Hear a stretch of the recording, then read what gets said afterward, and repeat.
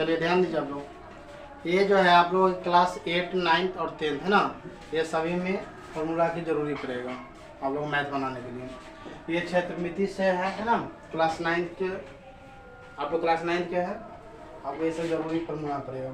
यहाँ ध्यान दीजिए, घन तथा घनाभ है ना, चैप्टर का नाम क्या है, घन तथा घनाभ है ना। इस चैप्टर के कुछ फार्मूला है जो इस प्रकार दिया गया हुआ है। पहला है ये क्या है, घन है ना। घन कैसा होता है, वर्गाकार होता है। घन कैसा होता है, वर्गाकार होता है, समझ गए। घन कैसा होता है, वर्गाकार। और घन के जो है इंग्लिश में हम लोग बोलते हैं क्यूब है ना, CUB क्यूब। क्यूब मीन्स क्या होता है, घन। और इसमें जो है पहला सूत्र है कि घन के आयतन क्या होगा है ना। तो घन के सभी भुजा क्या होता है, बराबर होता है, सेम होता है ना, क्योंकि वर्गाकार होता है, वर्ग के सभी भुजा क्या होता है, बराबर होता है। इसी तरह घन के सभी भुजा क्या होगा, बराबर होगा। और घन के आयतन बराबर होता है भुजा के क्यूब है ना। घन का आयतन बराबर क्या होगा, भुजा के क्यूब। ये फॉर्मूला आपका कंप्लीट। इसके बाद दूसरा है कि घन के विकर्ण है ना। घन के विकर्ण बराबर क्या होगा, तो घन का विकर्ण बराबर होता है √3 गुने भुजा है ना। घन का विकर्ण बराबर क्या होता है, √3 गुने भुजा है ना। इसके बाद अगला प्रश्न है कि घन के कुल पृष्ठ क्षेत्रफल के फॉर्मूला क्या होता है ना। घन का कुल पृष्ठ क्षेत्रफल फॉर्मूला होता है 6 गुने भुजा के स्क्वायर, समझ गए। घन का कुल पृष्ठ क्षेत्रफल फॉर्मूला क्या होता है, 6 गुने भुजा के स्क्वायर। इसके बाद यहाँ देखिए, ये समझ गए, ये घन के बारे में हम लोग जाने हैं, ठीक है। घन के बारे में समझ गए ना, ये आपका फॉर्मूला है ये सभी। चलिए अब जो है हम लोगों को दूसरा में है समझना घनाभ है ना। घनाभ जो होता है आयताकार होता है। कैसा होता है, आयताकार होता है, समझ गए। घन कैसा होता है, घनाभ आयताकार होता है। और घनाभ का जो है हम लोग इंग्लिश में बोलते हैं कब्बॉइड है ना। क्या बोलते हैं, कब्बॉइड। और इसका जो है ये सूत्र है, यानी घन के आयतन, यानी घन के आयतन का फॉर्मूला होता है लंबाई गुने चौड़ाई गुने ऊंचाई है ना। घन के घनाभ के आयतन बराबर क्या होता है फॉर्मूला, घनाभ होगा बुआ, ठीक है। घनाभ यहाँ लिख लीजिए, घनाभ, ठीक है। घनाभ लिख लीजिए, घनाभ। घनाभ का आयतन बराबर क्या होता है, लंबाई गुने चौड़ाई गुने ऊंचाई, ठीक है। घनाभ का फॉर्मूला ये हो गया।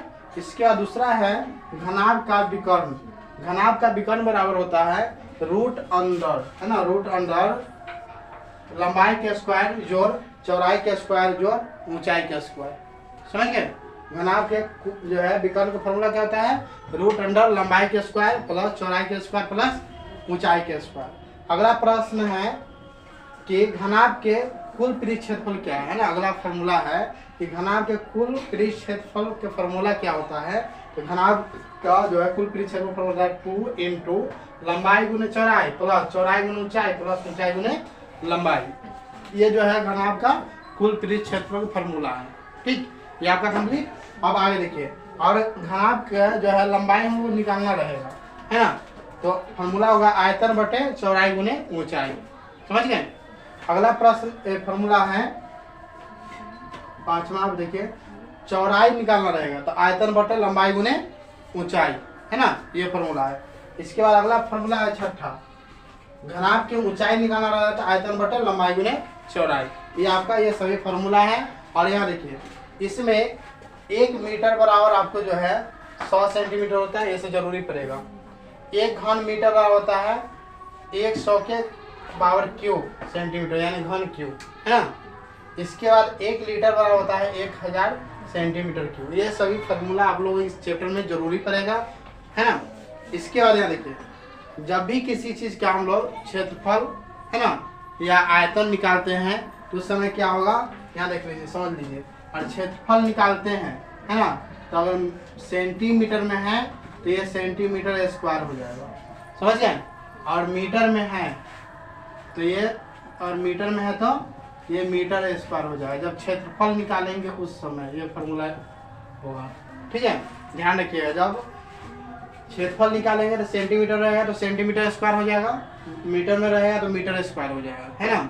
ये इंग्लिश में हम लोग लिखेंगे। और हिंदी में लिखना रहेगा सेंटीमीटर, सेंटीमीटर तो सेंटीमीटर वर्ग सेंटीमीटर हो जाएगा। मीटर रहेगा तो वर्ग मीटर, है ना।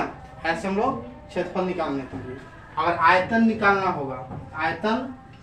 होगा तो समय लास्ट में जो निकालेंगे, और सेंटीमीटर में तो सेंटीमीटर क्यूब हो जाएगा, है ना। क्या हो जाएगा, सेंटीमीटर में रहेगा तो सेंटीमीटर क्यूब, और मीटर में रहेगा तो मीटर क्यूब। हिंदी में घन सेंटीमीटर और घन मीटर ऐसे लिख सकते हैं, ठीक है। ये आपको इस चैप्टर के मेन मुख्य बात है और फॉर्मूला है, आपको इसको याद कर लीजिएगा ना, और तब आगे आप लोग चैप्टर समझ में आएगा।